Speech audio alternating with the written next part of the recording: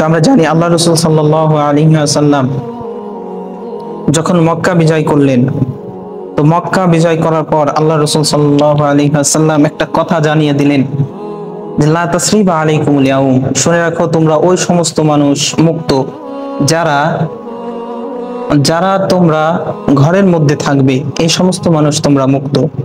তোমরা ওই সমস্ত মানুষ মুক্ত, তারা হলো মহিলা, বাচ্চা, এই সমস্ত মানুষগুলো তোমরা মুক্ত।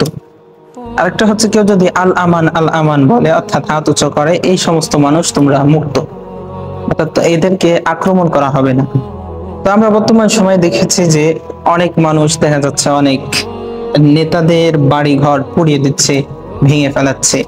তো আসলে এটা আমাদের ইসলামের মধ্যে এটাকে সাপোর্ট করে না। কারণ আপনি বাড়ি ঘর ভাঙতে পারেন না, আপনার রাগ ক্ষোভ যার সাথে, আপনি তার সাথে হয়তো একটা ডিসকাস করতে পারেন, কিন্তু আপনি বাড়ি ঘর ভাঙতে পারেন না। সব থেকে সব থেকে ভালো মানুষ তো তারাই, যে এই সমস্ত মানুষ তো ভালো। ওয়ালামান সাবারা ওয়া গাফারা ইন্না যালিকা লামিন আজমিল উমুর, যে আল্লাহ তাআলা তো বলতেছেন যে ওয়ালামান সাবারা ওয়া গাফারা, যে সবর করবে, মাফ করে দেবে, এই সমস্ত মানুষ ভালো। এজন্য আমরাও চেষ্টা করব আমাদের উপরে যত অত্যাচার অবিচার আসুক না কেন আমরা মাফ করে দেব। একবার আল্লাহ রাসূল সাল্লাল্লাহু আলাইহি ওয়াসাল্লাম, আমরা জানি এই ঘটনা যে আল্লাহ রাসূল সাল্লাল্লাহু আলাইহি ওয়াসাল্লাম তিনি এরকম জুমার বয়ানে বলতেছিলেন যে তোমরা দেখতে পাবে এখন এইখানে এসে যে ব্যক্তি বসবে, এই ব্যক্তি জান্নাতি। তো একা ধারে দেখা গেল আল্লাহ রাসূল 3 জুমায় একই কথা বললেন।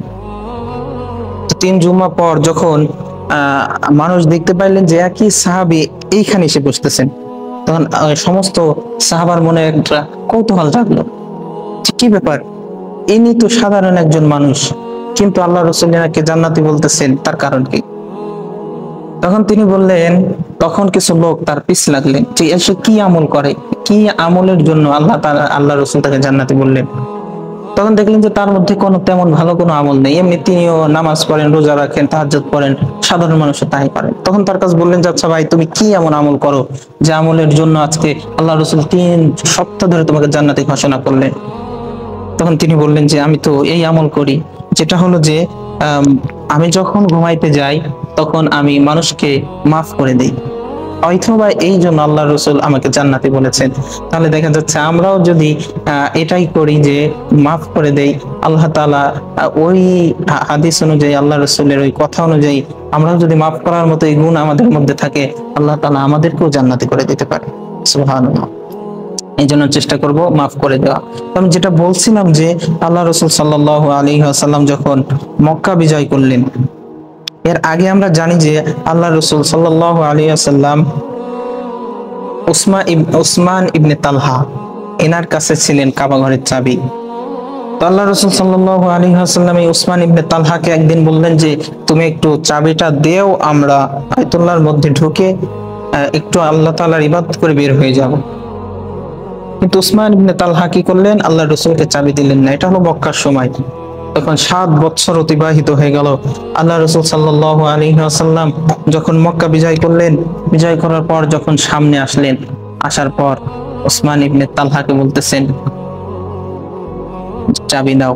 আল্লাহ রাসূল চাবি নিলেন, ভিতরে গেলেন, সমস্ত মূর্তি সরালেন, বললেন যে অকুল জা আল হক ওয়া যাকাল বাতিল, যে হক যখন আসবে বাতিল দূরীভূত হবেই। আল্লাহ রাসূল বের হলেন, উসমান ইবনে তালহা ভয়ে কাঁপতেছেন, কারণ আল্লাহ রাসূলের এক ইশারায় আজকে আমার দেহ দ্বিখণ্ডিত হয়ে যেতে পারে, আমার কল্লা উড়ে যেতে পারে, আল্লাহ রাসূলের এক ইশারায়। তখন তিনি ভয়ে কাঁপতেছিলেন। তখন আল্লাহ রাসূল সাল্লাল্লাহু আলাইহি ওয়াসাল্লাম তাকে ডাক দিলেন, ডাক দিয়ে বললেন যে তোমার ভয় নেই, আমি তোমাকে আজকে মারবো না, আমি চাই যে তুমি এই চাবিটা এখন তোমার হাতে নাও, আর কিয়ামত পর্যন্ত এই চাবির বহন করবে তোমার গোষ্ঠীর লোক, তোমার বংশের লোক, যতদিন বেঁচে থাকবা, যতদিন আল্লাহর ঘর থাকবে, কিয়ামত না হবে ততদিন পর্যন্ত এই কাবা ঘরের চাবির মালিক তোমরাই থাকবে। সুবহানাল্লাহ। আল্লাহ রাসূল তাকে পারতেন ওই সময় ইশারা দিয়ে তাকে আক্রমণ করতে, আল্লাহ রাসূল মাফ করে দিলেন, ক্ষমার এক দৃষ্টান্ত দেখিয়ে দিলেন।